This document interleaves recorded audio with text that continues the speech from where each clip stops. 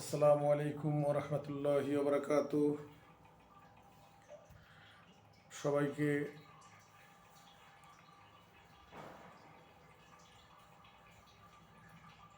ইংরেজি নববর্ষের শুভেচ্ছা জানিয়ে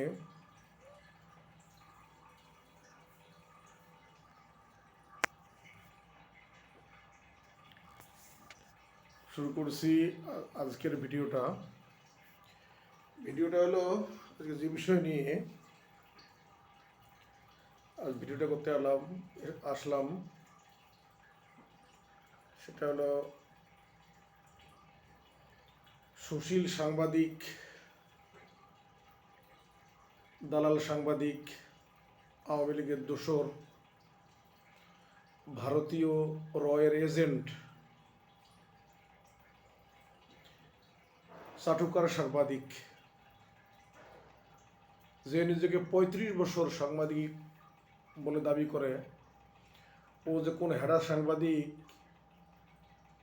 আমার বুঝে আসে না। সে স্বনামধন্য সাংবাদিক মাসুদ কামাল। এই মাসুদ কামাল হলো ১ নম্বর দালাল, দালালের ঘরের দালাল, দালালের বাচ্চা দালাল সাংবাদিক। একে বিভিন্ন টক শোতে আমি দেখতেছি বর্তমানে বিভিন্ন টক শোতে উনি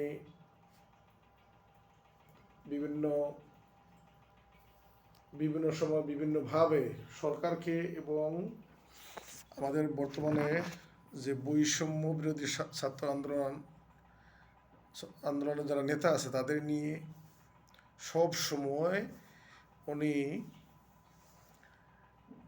বিভিন্ন ধরনের প্রোপাগান্ডা ছড়াচ্ছে। আমি এই ভিডিওটা যেখান থেকে দেখছেন আমি সবার উদ্দেশ্যে বলতেছি, আপনারা এই চাটুকার দালালের বাচ্চা দালাল মাসুদ কামালকে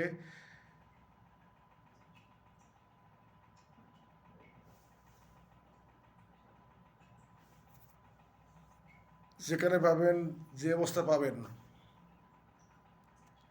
এই চাটুকারের বাচ্চাকে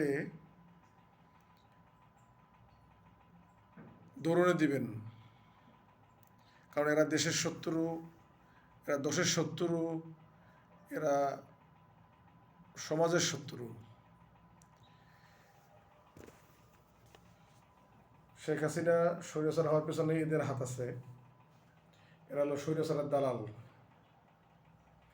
আজকে এই যে স্বৈরাচারের দালাল এই মাসুদ কামাল, দালালের বাচ্চা দালাল, সে বলতেছে যে বৈষম্য বিরোধী ছাত্র, আমি দেখলাম সম্ভবত মানে ইউটিউব চ্যানেল সম্ভবত তার সাক্ষাৎকারে বলতেছেন যে আচ্ছা বলুন তো, বৈষম্য বিরোধী ছাত্র আন্দোলন তাদের অফিস, নতুন অফিস, সে অফিস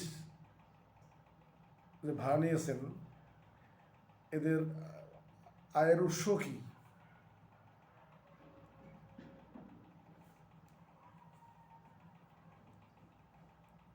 তা আমার সহজ মনে এই দালালের বাচ্চার কাছে প্রশ্ন, মাসুদ কামাল, যে তুই কিসের সাংবাদিকতা করস, তোর কামাইয়ের উৎসটা কি?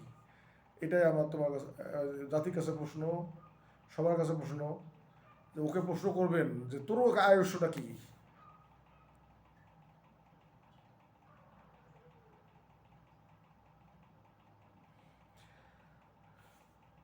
এই দালালের বাচ্চাকেও জন্য শেখ হাসিনা স্বৈরাচার হওয়ার মেন কারিগর হচ্ছে এরাই। এই দালালের বাচ্চাকে যেখানে পাবেন যে দৌড়ে দিবেন, যাতে এরা কোথাও